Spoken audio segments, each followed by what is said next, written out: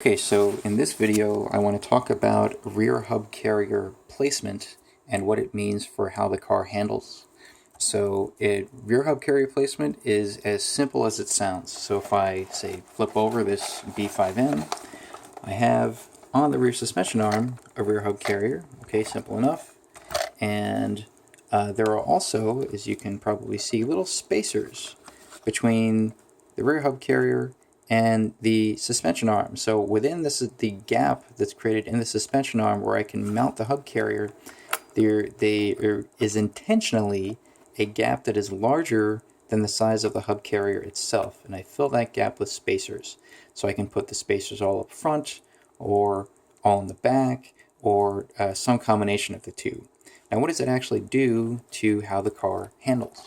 Well, if I move the hub carrier forward, what that does is it reduces the wheelbase. Okay, so that on its own has some effect on handling. But as far as I have observed personally, that effect is less significant than the effect on weight distribution. So if I move the rear hub carriers forward, more of the weight of the car is put behind the rear wheels.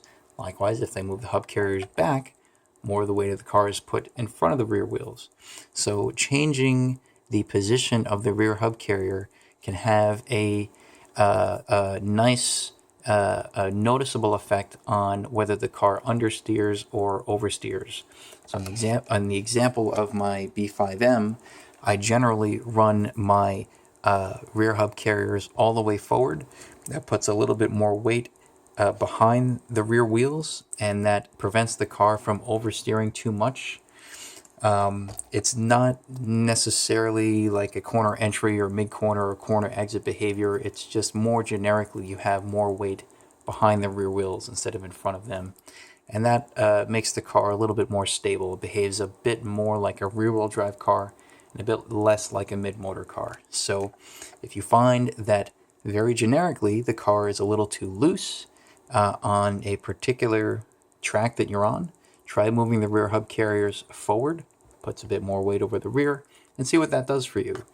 You may find that that's on its own is more than adequate than, for example, spending a whole bunch of money on like brass, rear suspension arm hinge pin mounts or something that I see a lot of people run on their B5Ms. I don't personally do that. I tend to run as many stock parts as I can on the chassis, in part because those upgrades are rather expensive, and also the stock plastic parts, if you break it, it's just a plastic part, and they're very cheap to replace. So that's what you would do on a mid-motor car. Now, correspondingly, here I have my Nix 91. This is a rear-motored RC10, and I have the exact opposite problem on the Nix 91. With the Nix 91, the front end is very, very light, and a lot of the weight is biased towards the rear. Even if you look at how the battery mounts and how all the electronics mount, they've generally mounted around or behind sort of the middle line of the chassis. So a lot of the weight is towards the rear of the chassis. And on an outdoor, loamy, loose dirt track, that is perfect. It behaves very nicely. But on an indoor track that's higher grip, hard-packed dirt, I find that the car has quite a lot of push. And so, you can play games with bump steer, you can play games with down travel limiters on the shocks.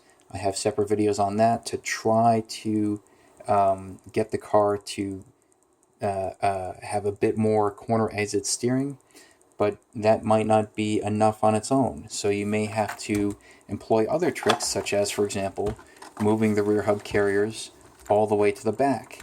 That moves at least some of the weight of the car a little bit more forward and gives you a bit more steering. So you can see here, I have two 1mm spacers here that move the rear hub carrier all the way back, and that moves the weight of the car a little bit forward or more in front of the rear wheels.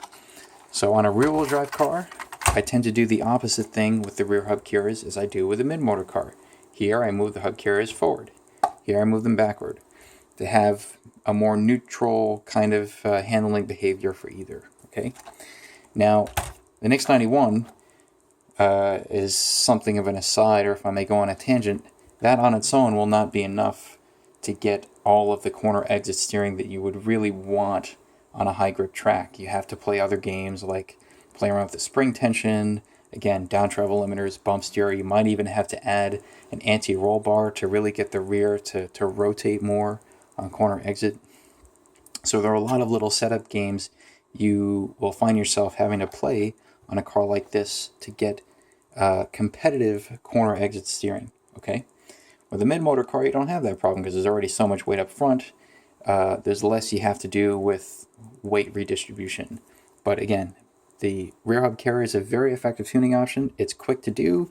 You take your wheel off, you take out the hinge pin, move the spacers around, put everything back on, and you're good to go. So give it a try. Don't just use what the manual tells you to use. Play around with the rear hub carrier placement. You may be surprised as to the effect on the handling behavior of the car on your track. Okay, so that's it for this video. Thanks for watching.